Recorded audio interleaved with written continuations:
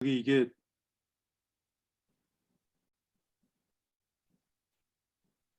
저기 몇 분을 드리면 되는 거죠? 보통 40분 발표하시고 20분 정도 클로 토론 있는데 조금 시간이 뭐 넘어가도 크게 상관은 없습니다. 알겠습니다. 시작하겠습니다. Yeah, hello everyone. This is Social Sciences Korea Global Marxism Online Talk Series. Yeah, welcome everybody to the great talk series. This evening we are having Hideto Akashi of Komazawa University, Tokyo. He's going to talk about the general rate of profit and the turnover of capital. Yeah, I'm very excited to hear what he's going to say. And is Hideto here? Yes. Yes. Thank you very much. Yeah. Okay. Then I think you will have 40 minutes to present your stuff, and then we're gonna have Q&A session afterwards. Okay. Yeah. I will. Yeah.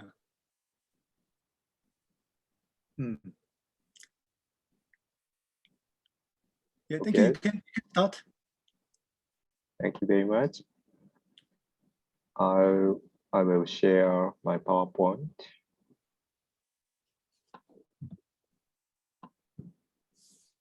Can you see? Yes. Good. Okay. Thank you very much for introducing me, and thank you for giving me this opportunity. I'm very honored to speak at the SSK online talk again. Today, I want to continue to discuss the general rate of profit. Last time I talked about the law of tendential fall of the rate of profit in the context of ecological crisis. Sorry, I can't move my PowerPoint.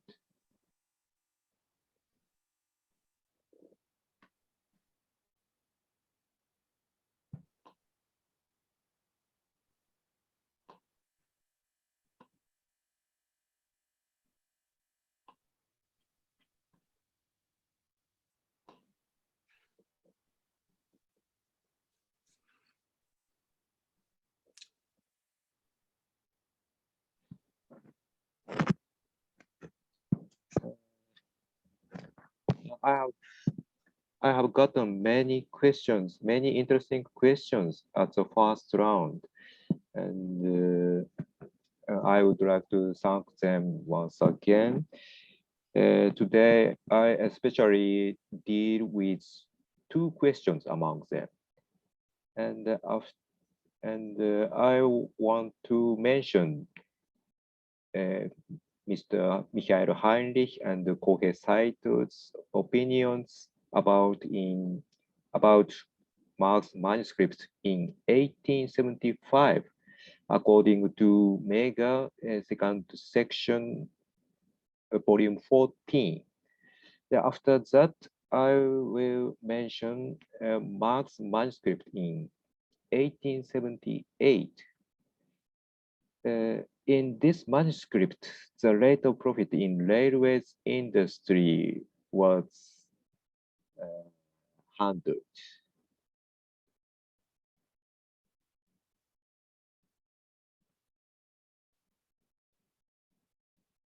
And after that, I will talk about social average in the context of turnover of capital according to Mega 243. And I want to emphasize the social average as an ideal average. And I explain capital transfer regarding the speed of turnover. And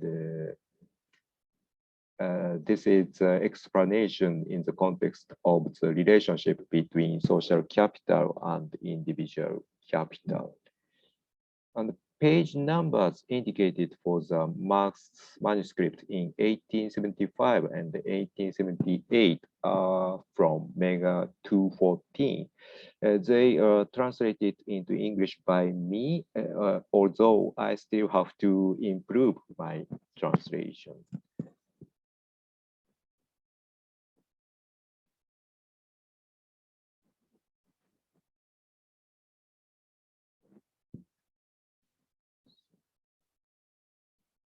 My PowerPoint does not function. First, I want to summarize the essence of my talk at first round. The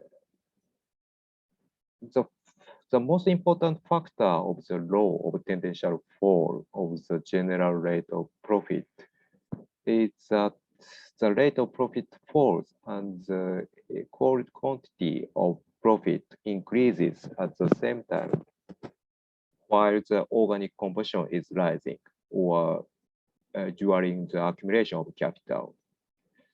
This factor generates some counteracting factors, but the latter cannot diminish the former. In his 1867-68 manuscripts, Marx tried to integrate the effect of turnover into his argument for the rate of profit. After the publication of Capital, in my opinion, Marx did not abandon this law, but he wanted to elaborate this law by including the effect of turnover. However, Marx could not accomplish this elaboration in the end. Two questions at the first round of SSK online talk.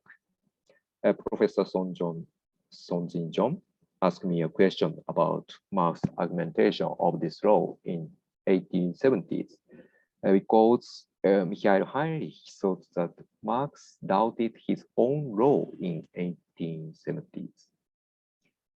This is the first question. And Mr. Kuhyun Jong asked me what social average means. I would like to introduce Marx's manuscript in 1870s and explain social average in the context of the turnover of capital additionally. In order to answer the first question, let's see Heinrich's opinion once again. He showed us this fraction, P, profit rate, equal S surplus value over C, constant capital, plus V, variable capital. Both numerator and denominator are divided by V, and please see the right side. P equal S over V over C over V plus 1. Now, according to Heinrich, we cannot determine which is growing faster, S over V or C over V plus 1. Here, S over V means surplus profit rate. C over V means the organic composition of capital. According to Heinrich, increasing organic composition as such is not enough to prove a falling rate of profit because relative surplus value is growing while the organic composition is increasing. He doesn't accept the law of tendential fall of the rate of profit as scientific one. He doesn't accept. He emphasized that Marx doubted his own law by studying the credit system especially the role of central bank, etc., in 1870s. Heinrich's opinion. These doubts in 1870s were probably amplified in the course of the 1870s. In 1875, a comprehensive manuscript emerges which was first published under the title Mathematical Treatment of the Rate of Surplus Value and the Profit Rate in Mega 214. It quickly becomes apparent that, in principle, all sorts of movements are possible regarding C, V, and S of capital components. Several times, Marx make note of possibilities for the rate of profit to increase, although the value composition of capital was increasing.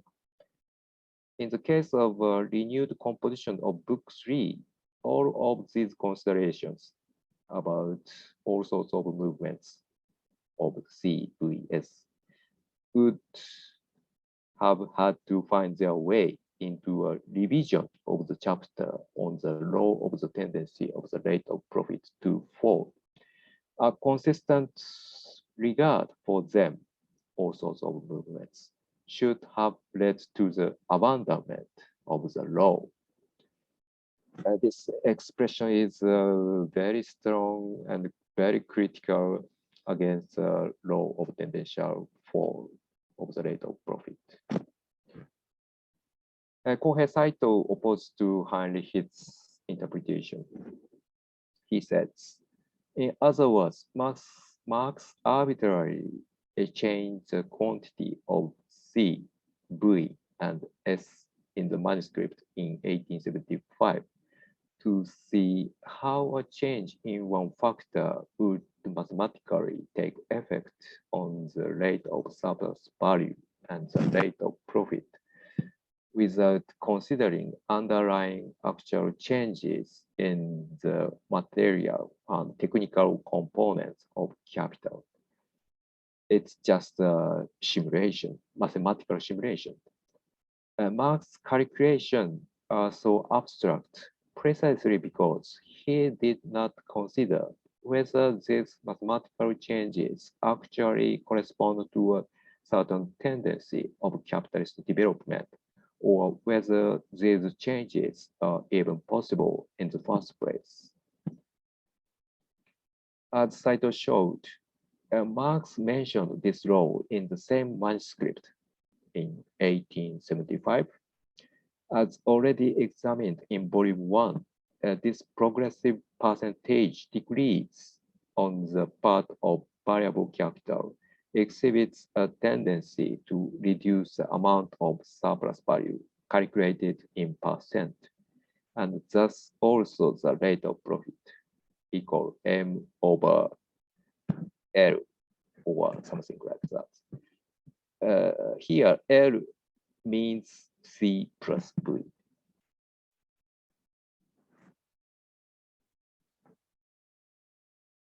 Moreover, I want to deal with the manuscript in 1875. Marx wrote the short manuscript in 1875, which is titled On the Rate of Profit, Turnover of Capital, Interest and Discount by editors of Mega, according to Apparat, German. This means appendix of Mega 214. In calculating the rate of profit which the social capital brings about, it was assumed that first, the rate of surplus value is the same for the different masses of capital in the different branches of industry. Second, and apart from the turnover, i.e., it's the turnover of the social capital in the year equal 1. This is a quotation from the manuscript in 1878. Second one, in fact, the different masses of capital capital have different rates of surplus value and different turnover times. Turnover times is in German Umschlagszeit. First, the different turnover times are to be reduced to the same denomination, for example, months. Hereupon, one multiplies each capital with the turnover time and the rate of profit, which belongs to it. This is expressed in percent, like interest. These three remarks are the presupposition for his analysis. They may be a little different from the presupposition of his manuscript in 1867 and 68.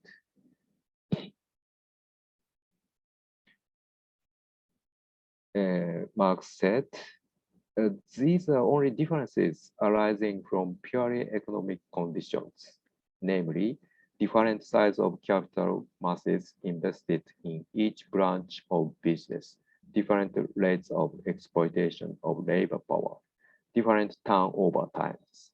But other aspects of equalization, such as inconvenience, dangerousness, respectability of the business, etc.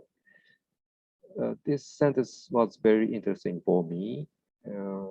We can see some aspects of equalization of the rate of profit. And in the case of branch of businesses which form natural monopolies, in German, natürliche Monopole, in the capitalist economy, this is proved by the fact that their rate of profit does not at all enter the same division. That is, extra profit, surplus profit, is left hanging on the fingers. I want to pay attention to natural monopolies. This does not mean monopoly of ground or monopoly of waterfall.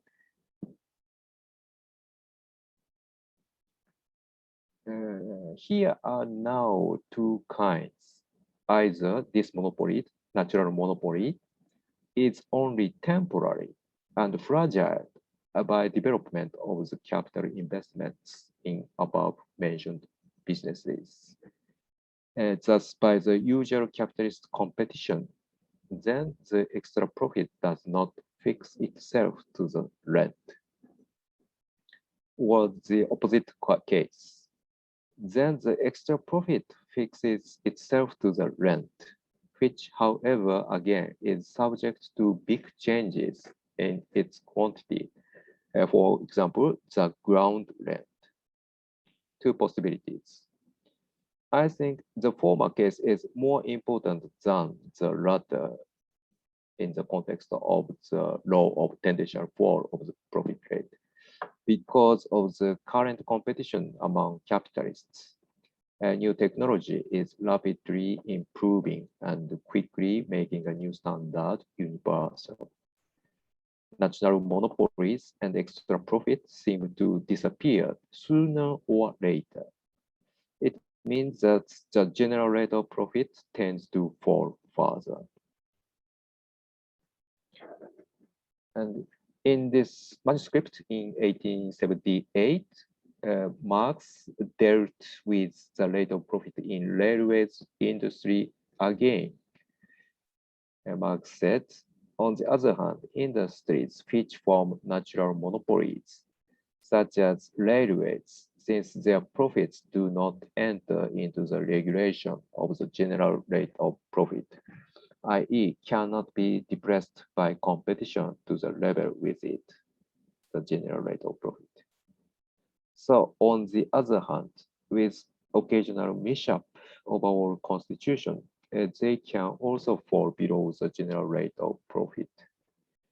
The enormous fixed capital invested in railways, which is difficult and partly impossible to withdraw, and the equalization of the rate of profit can proceed only by expansion or contraction of the part of the social capital invested in each particular branch of business.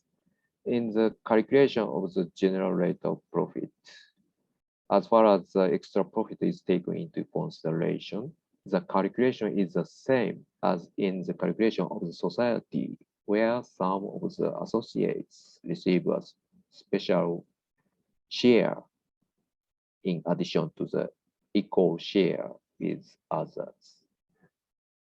Here, special share means extra profit. Equal share means the general rate of profit or average profit.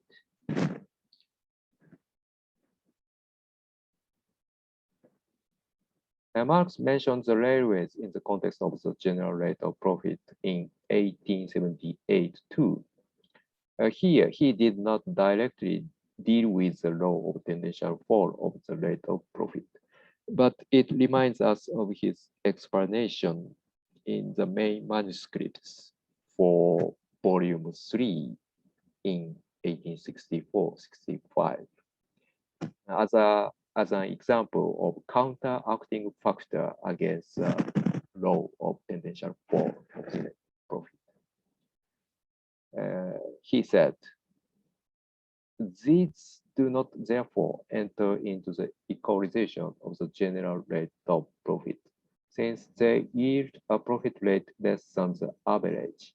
If they did enter into this process, the average rate would fall much lower. Theoretically speaking, it is possible to include them, and we should then obtain a profit rate lower than that which seemingly exists, since it is precisely in these undertakings that the proportion of constant capital to variable capital is at its greatest. But in 21st century, the business style of joint stock has already been generalized, and many branches need huge fixed capital investments. For example, electric vehicle, auto-driving car, semiconductors, and 5G networks, etc., etc., etc. They seem to enter into the equalization of the general rate of profit nowadays or in the near future. Until last two slide, this was part 1. From here, part 2 about the second question by Kuhyun John. Thank you very much. I want to explain social average in the context of turnover of capital. In chapter 1 of the main manuscript for volume 3 of Capital, Marx wrote only the title about the influence of changes in circulation time on the rate of profit. Engels wrote the text of its section. Marx could not enough deal with the effect of turnover on the fall in the profit rate in his manuscript of Capital before 1867, according to Fred Mosley. I agree with him regarding this point. In the 1867-68 manuscripts, Marx investigated 2 types of rate of profit from the viewpoint of the turnover of capital. These manuscripts were published for the first time in Mega 243. Let's see Marx simulation in 1867, 1868 once again, just briefly. Marx distinguished 2 types of the rate of profit as P on the total advanced capital and as pi on the annual cost price. 2 types of the rate of profit will be basically different because P has a denominator which includes non-consumed fixed capital, and pi has a denominator which will change according to the speed of turnover of capital components, that is fixed capital and circulating capital. But P and pi can be equal in the specific case as follows. And I have already shown this strange fraction at the first round, but please see this fraction once again. The advanced capital 500 is composed as follows. C equal 500 equal 400 fixed constant capital, FC, plus the 78 plus 6 over 23 CRC, a circulating constant capital, plus 21 plus 17 over 23 V variable capital. This fraction is very strange, but total circulating capital 78 blah blah blah blah plus 21 blah blah blah equal 100. The proportion between fixed capital and circulating constant capital and variable capital. Sorry, the proportion between fixed capital and circulating capital equal 4 to 1, which is based on the actual data of Engels Corporation. Please see their letter on 7th and 10th May 1868. Marx did not ignore the empirical data of actual business. The rate of surplus value equal 100%. The fixed capital of 400 turns over once in 10 years, i.e. only 40 turns over per year.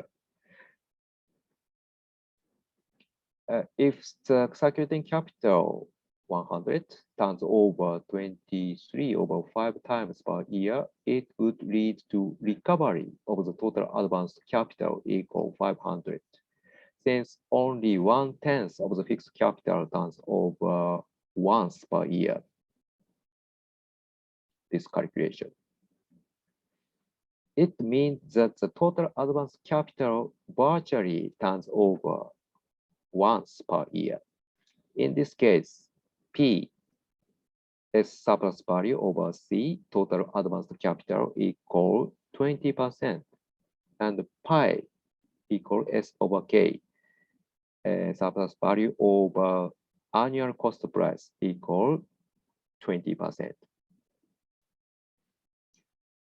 In this case, can we see one possibility where two types of profit rate, P and pi, will be equal not only for individual capital, but also for social capital as a whole? If so, we can regard this case as an ideal average, which theoretically means the average of social capital as a whole. Marx said in the second chapter of main manuscript for volume 3 as follows. We only need to present the internal organization of the capitalist mode of production in its ideal average, so to speak. This is not empirical average, but as I have already said, Marx didn't ignore the empirical data of actual business. Let's see the manuscript in 1867 and 68 further. In the bundle titled The Rate of Profit, Cost Price, and Turnover of Capital by editors of Mega 243, Marx takes 2 steps in order to analyze the effect of turnover on the rate of profit. First, the difference between the rate of profit calculated on the cost price, pi, profit rate, pi, and on the advanced capital profit rate, P. assumption that the commodity is sold at its value and therefore the amount of profit equals the amount of surplus value produced by functioning capital, where we have already seen the contents of this argumentation. Second, the general rate of profit is given. How does the equalization of value to the price of production take place when the turnover of various capitals in different spheres of production is different? Part 2 is characterized by the consideration of the relationship between social capital and individual capital, taking the general rate of profit as given. Individual capital's turnover and organic composition diverge from those of social capital as a whole. The equalization of effects on the rate of profit between various production spheres which have different organic composition and the turnover time of capitals is supposed to form a general rate of profit. This sentence was based on the description in main manuscript for volume 3, chapter 2. But Marx did not analyze such a process. In other words, he did not adopt a method of consideration based on the order in which the effects of two factors, turnover times and organic composition, these factors on the rate of profit are first equalized, and then after that, a general rate of profit is formed. Why? At first, I thought Marx's procedure would be a little strange. I mean, why did Marx take the general rate of profit as given? I suppose Marx should have dealt with capital transfer from industries with a higher organic composition and a slower speed of turnover to those with a lower organic composition and a higher speed of turnover. And then he should have taken the general rate of profit as given. I thought this is the right procedure. But he didn't adopt such a procedure.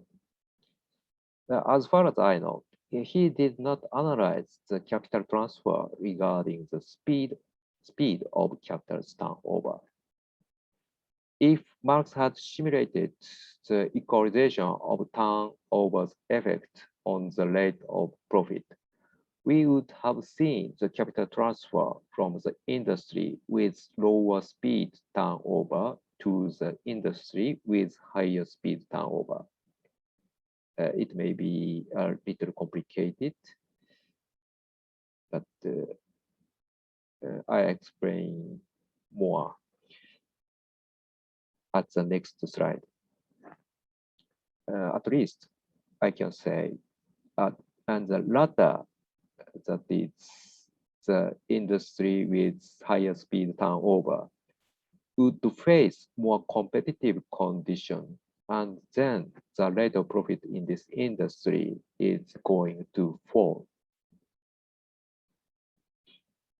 In part 2, Marx took the general rate of profit as given, which would have presupposed the social average mentioned above, P equal by, not only for individual capital, but also for social capital as a whole.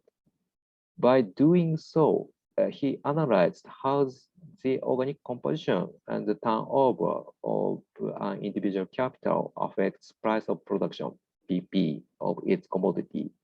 If surplus value rate is equal between an individual capital and social capital, PP equal cost price plus average profit, that is general rate of profit, is multiplied by total advanced capital. the two factors, turnover and organic composition, act in the same direction or in opposing directions. The positive and negative effects of both factors with the magnitude of each on PP determine the degree to which the deviation in PP from the value of commodity is amplified or cancelled out.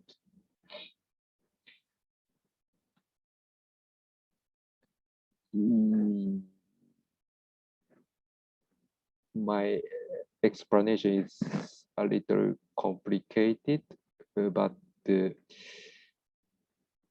positive effects on PP means that individual capital's organic composition is higher than social capital, or its turnover is slower than social capital. In this case, the value is complemented. The value should be complemented. Negative effects on PP. Individual capital's organic composition is lower than social capital, or its turnover is faster than social capital. This means the value should be reduced in order to become price of production, PP. If these effects of PP are positive, PP, price of production, is much larger than the value. If they are negative, PP is much smaller than the value. If two factors affect PP in opposite direction, positive or negative, they offset each other. Therefore, PP can be the same quantity as value in some cases. Conclusion. Marx still mentioned the law of the tendencial fall of the rate of profit in 1870s. So I want to criticize highly his interpretation. Marx analyzed natural monopolies, which can lead to the temporary rent and fixed rent. Many branches having huge fixed capital investment seem to lose or reduce extra profit or rent sooner or later because of the competition among capitalists. That is why the general rate of profit continues to fall. Second, in my view, if two types of rate of profit, P and pi, P is calculated on the total advanced capital, and pi is calculated on the annual cost price. These two types of rate of profit are equal.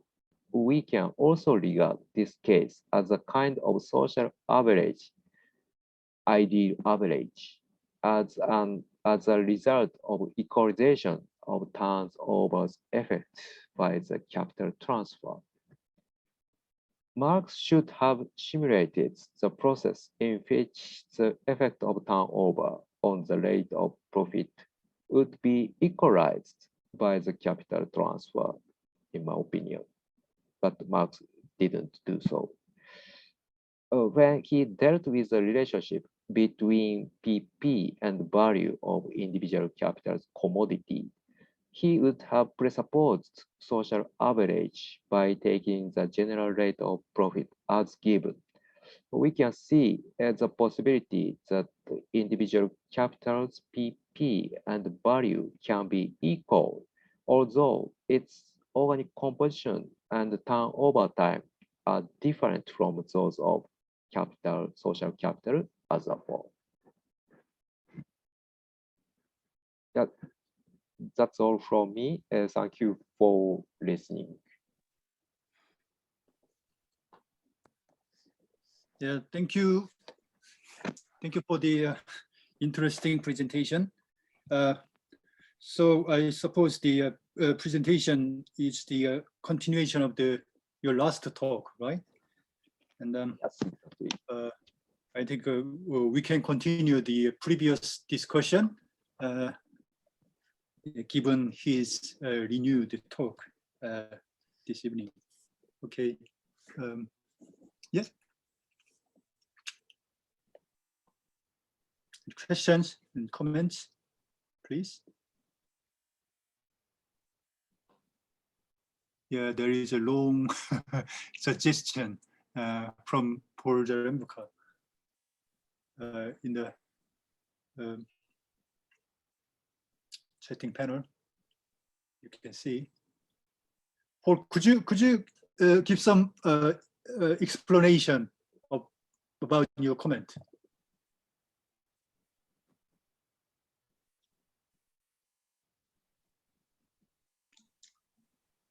Yes, I can. This goes, I could spend an hour. I won't, but I will try to make a short comment.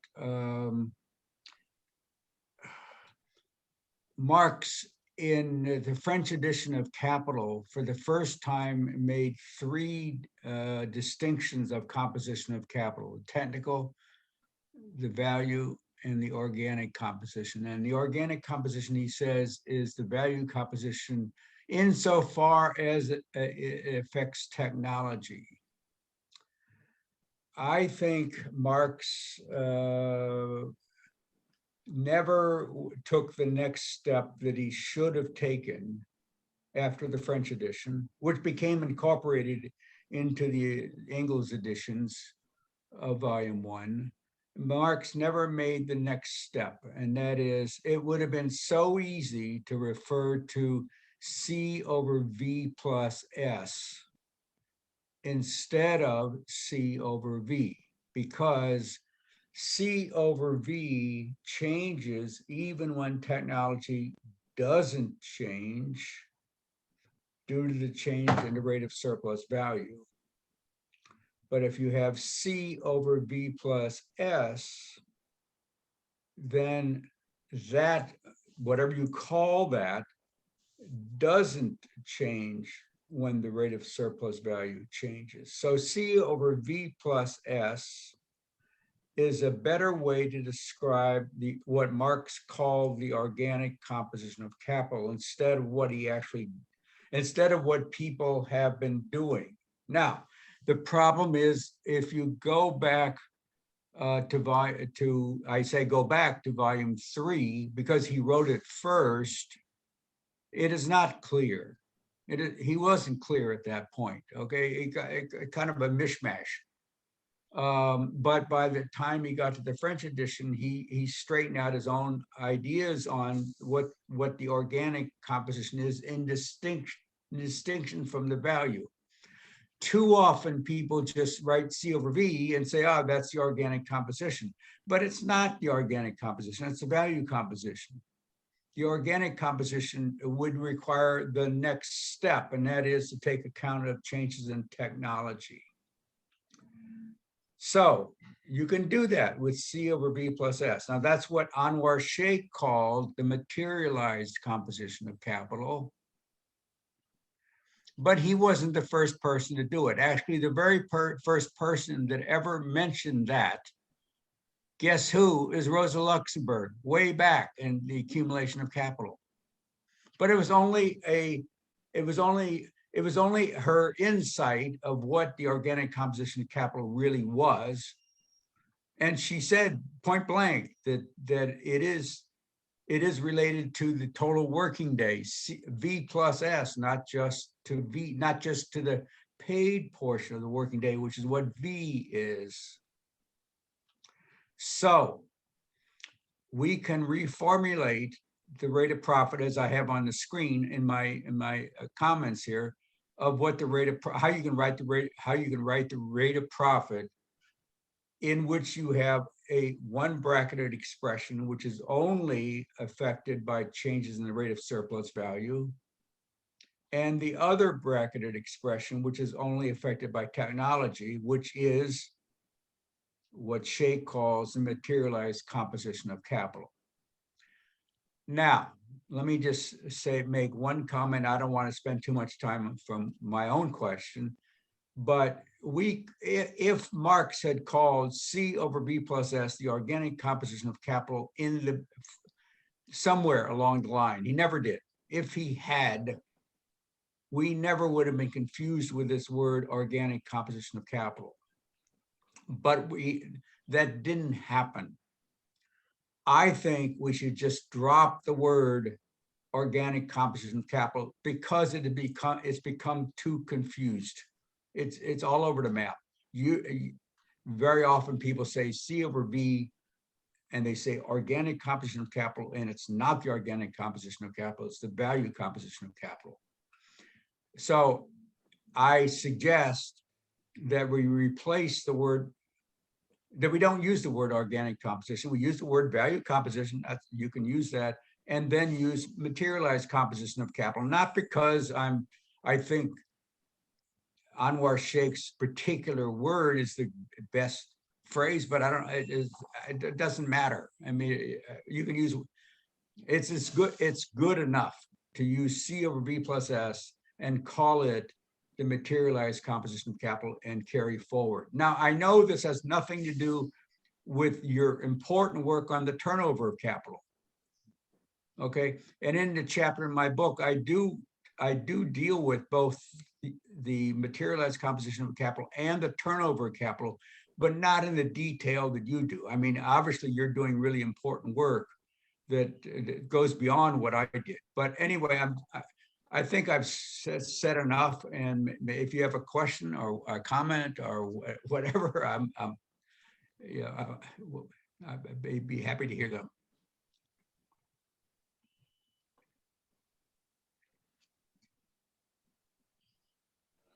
Okay, thank you very much. Hideto, do you have any response to Paul's comment?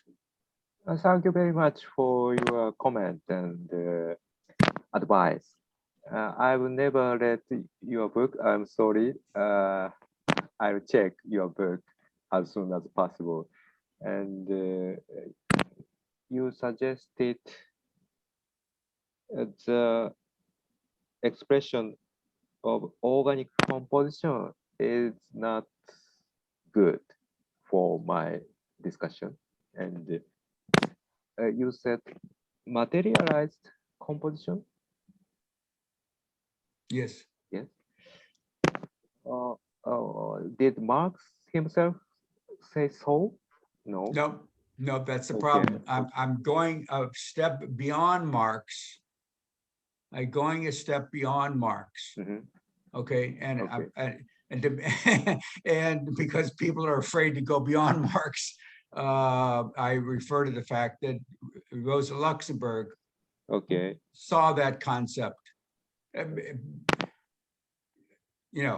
back in 1913. Okay. And there was other people afterwards who made these points in the 1960s and 1970s. Mm-hmm. So it has a history, and I present the history there. Okay, thank you very much. And I suppose when I say organic composition, the commodities are sold at the value in the normal case without some changes of value or price. The technological level is very flat, or the technological changes, no technological changes, and at a very normal situation. And I want to discuss what is C regarding the profit rate. I want to say, should C involve non-consumed fixed capital, or C should be cost price this is a very important point in my discussion. And in the Capital, Marx presupposed all fixed capital are consumed in the 1 year. Yeah, that's a problem. Yeah, this is very problematic. So I was excited when I read his manuscript in 1867 and 68. He considered the turnovers effect. It was very interesting. Therefore, I thought Marx wanted to integrate the effect of turnover on the general rate of profit rate. Anyway, I will check your book as soon as Yeah, possible. let me just make one more comment. When Okay. Marx first introduces the discussion of C over what he calls C over V, he's doing it across industries. It's not a time horizon. And he specifically says, I'm holding the V fixed across industries. And therefore, the whole discussion about whether S over V affects C over V doesn't matter in that first chapter. But when you get to the historical tendency of the rate of profit, then it does matter. So I just want to make it clear that that's what I'm focusing on. And by the way, my book also changes Marx's schemes of reproduction to include fixed capital that lasts longer than 1 year. In other words, fixed capital that lasts 10 years or 20 years. I just make that comment also. But I don't want to take any more time from other people asking questions. Thank you very much.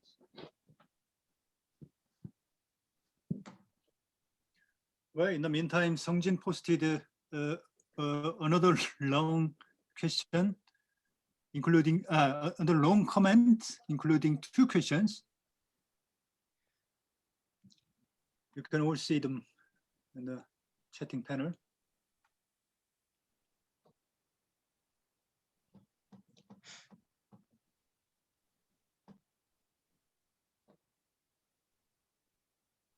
Oh, thank you very much. May I read it? Yeah, Songjin, could you give us some Oh, explanation? I will, rapidly read. Professor Akashi, thank you very much for the great talk and updating and developing your previous SST talk. Last January, you talked about Marx's analysis of the relation between the turnover of capital and the rate of profit, written in 1868 and published in Mega 4.3. This evening, you deliberated on Marx's subsequent source on the same subject, written in 1875-78 and published in Mega 214. Both of your talks, I think, successfully demonstrated that Marx significantly extended and deepened his source on the relation between the turnover of capital and the rate of profit in the 2 manuscripts you discussed, compares to his original manuscripts for Capital Volume 3, written in 1863-67, posthumously edited and published by Engels. In addition, you found that Marx still affirmed the relevance of law of tendency of rate of profit to fall during 1875-78, contrary to Mihail Heinrich's argument. I think these are remarkable findings. I learned it very much. 2 questions. First, what do you think of the difference between Marx and Engels regarding the effect of turnover of capital on the rate of profit, considering that Engels delimited the effect of turnover only to that of variable capital? That means it's a variable capital consumed divided by variable capital is advanced. in chapter 4 of Capital Volume 3, it's actually written by Engels, the effect of the turnover on the rate of profit.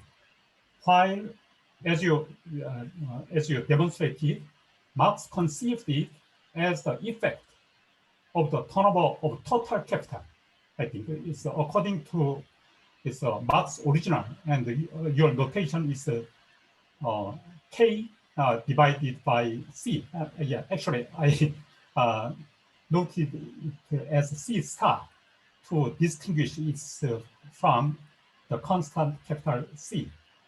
So it's actually, so Marx is rate of profit is surplus value is divided by its total capital advanced.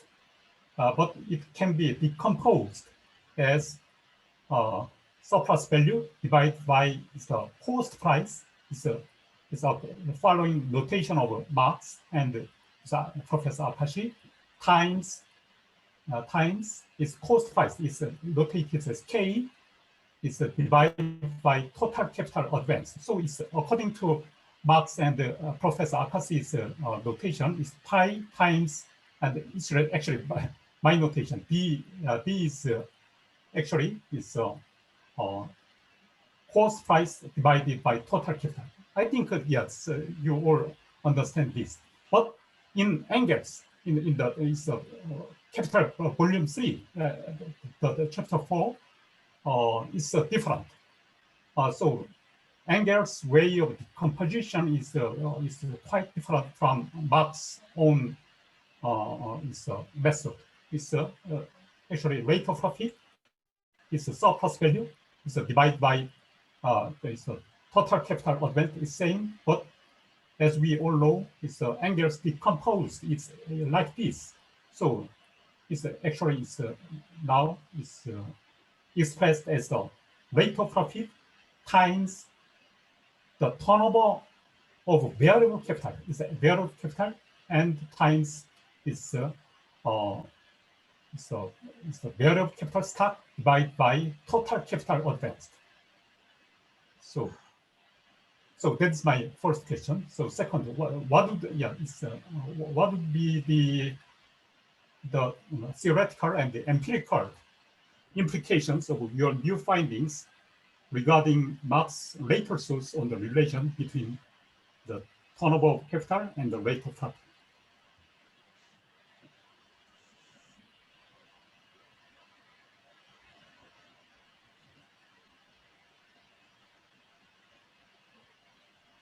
Thank you very much for your question.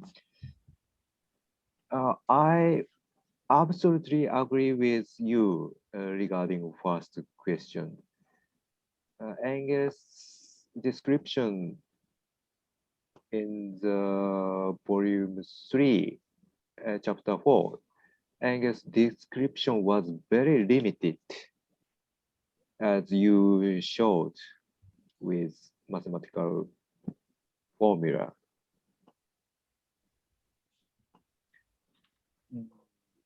I don't know why Marx didn't use Marx's manuscript in 1867 and 68 for his editorial works for volume 3. I don't know. I don't understand why he didn't use that manuscript. And second question is very important. And at the first round, I discussed Marx's analysis in 1867 and 68 in order to think about ecological crisis those days. And what I can say is, for example, turnover speed becomes higher and higher because of digital technologies, for example. but the C over V organic composition is increasing more and more because many industries need to invest huge fixed capital, and I think the turnover speeds cannot offset the effect of C over V, that is organic composition. That's why the general rate of profit continues to fall. We can say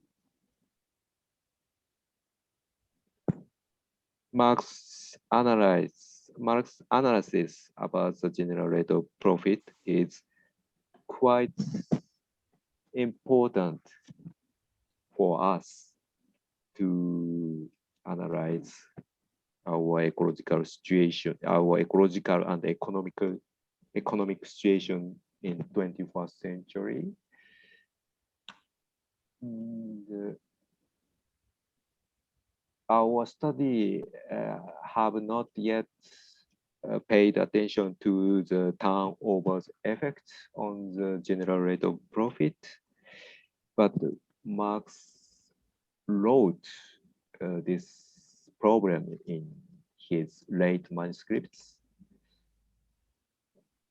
I want to say we should read his manuscripts according to Mega directly, and the difference between Marx and Engels is very, very, very big, and we can distinguish Marx's description from Engels' text at the Marx Engels Berke.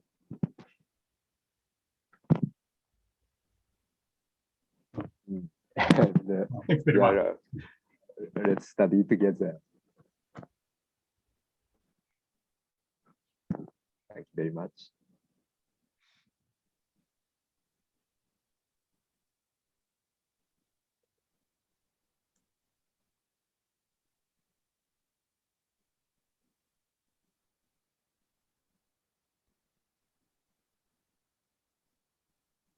Are there any other questions or comments?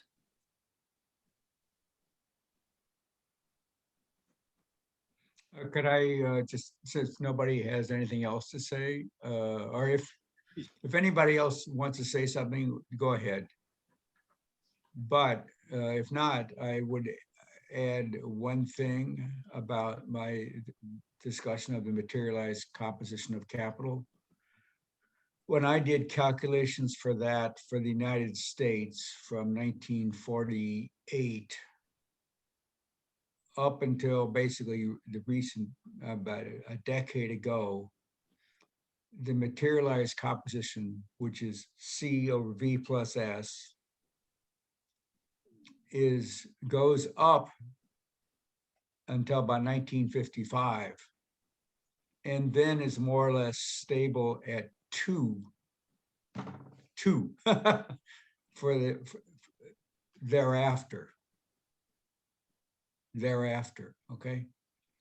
So whatever is happening, I mean, not exactly, but more or less, okay? So whatever is happening to the rate of profit is mostly determined by, well, would be determined by the rate of surplus value changing.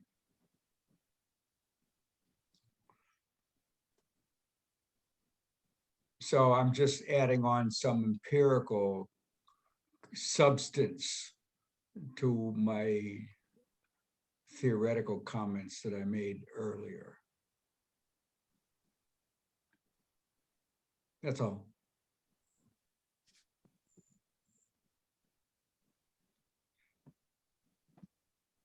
Do you mean the general rate of profit in USA is going down basically after the World War II?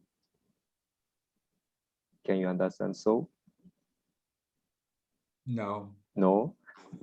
Sorry. No. But for example, Roberts, Michael Roberts showed such a trend in USA in his essays, didn't he? We're going, I mean, I think we're going beyond what we can do today. Yeah, it's true that he promotes the falling tendency of the rate of profit with empirical data, but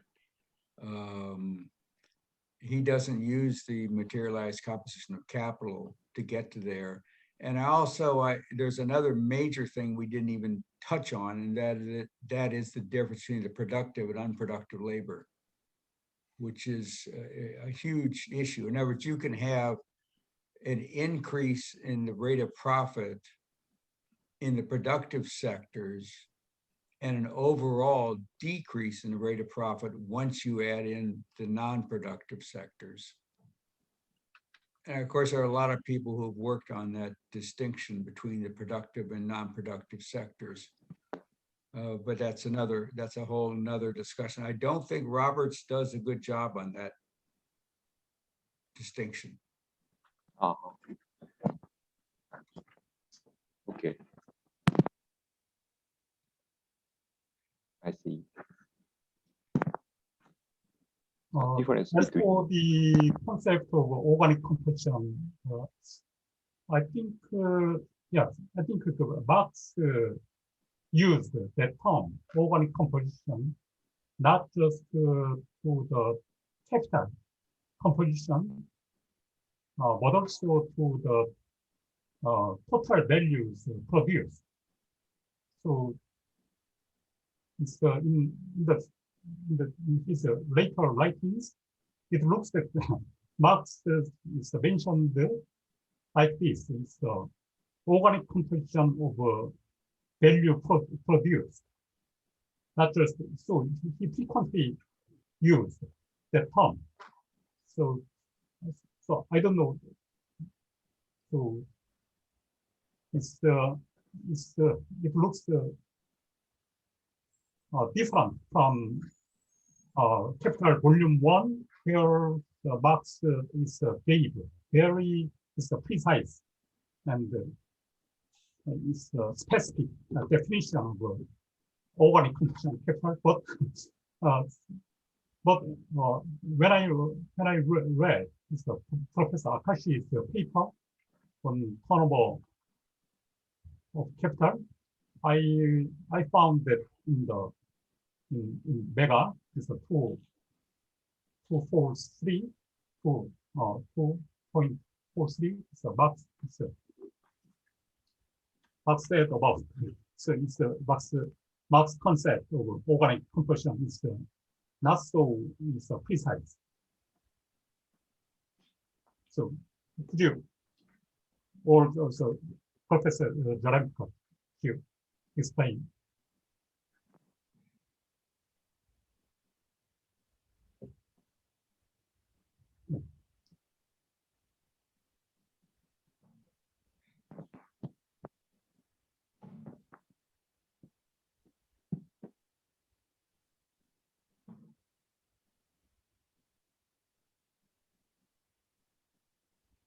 I'm sorry, were you asking me a question?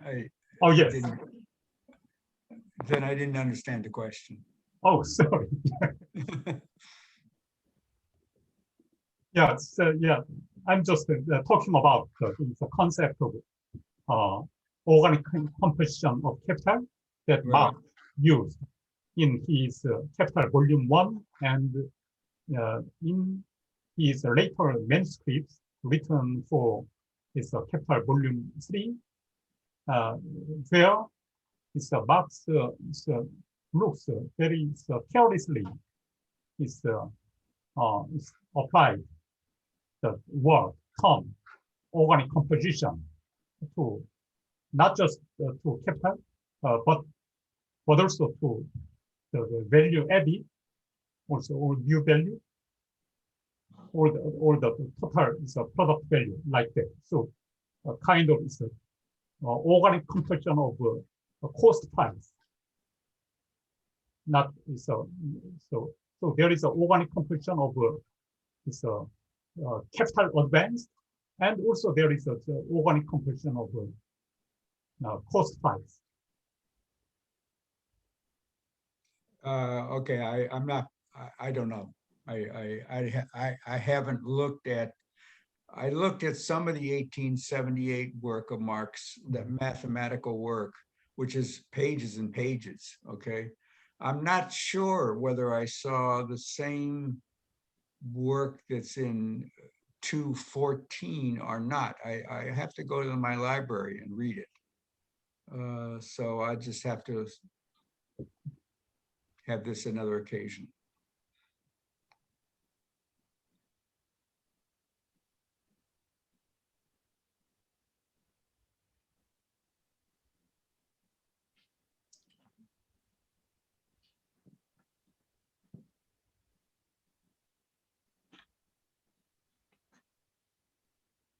Comments or questions from anybody else?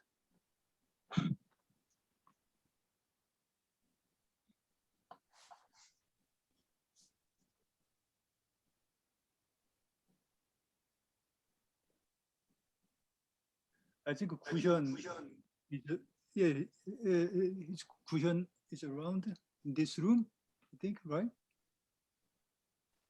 Yeah. Yeah, I wonder if we want to say, I mean, given Hideto's response to Guhyun's previous question. No?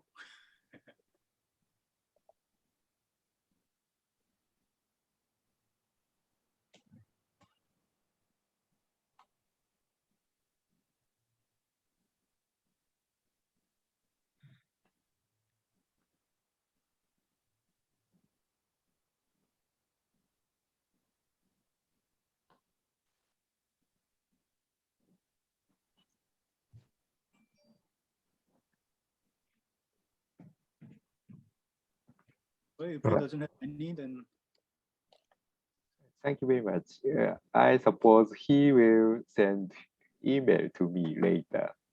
sure. Yes. Yeah, I'm glad to read his email. And in chat room, Mia-son has gave me one question.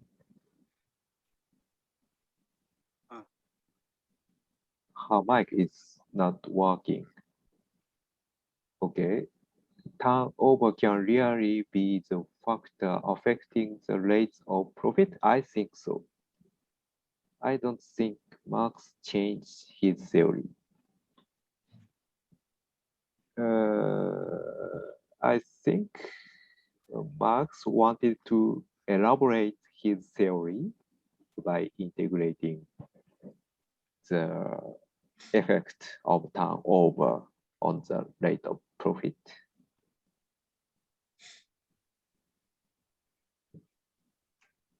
I want to emphasize that the turnover of fixed capital and that of circulating capital are quite different from each other. And in order to calculate the rate of profit, these capital components must be separated.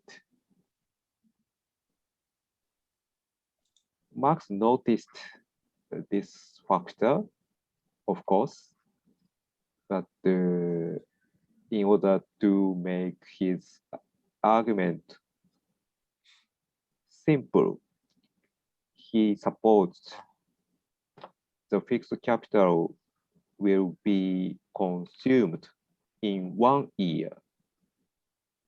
This is only one step for his argumentation. But he wanted to discuss the turnover of capital components according to turnover speed.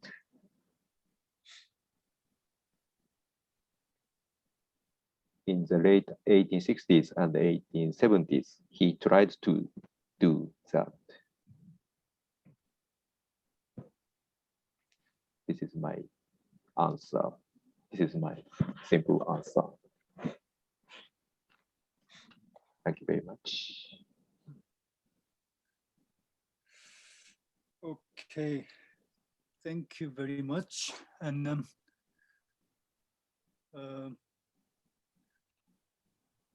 if anybody have any question, then can I ask a very simple question? Yes, please.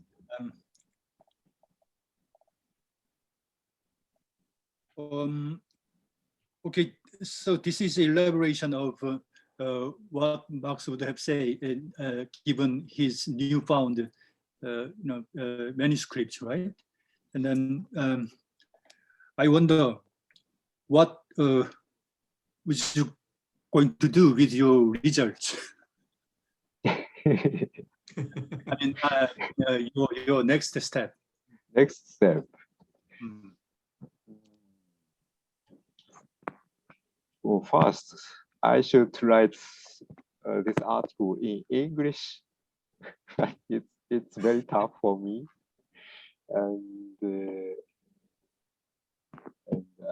I have to translate these manuscripts into Japanese. This is also very tough tasks. Yeah, I have a lot of things to do, and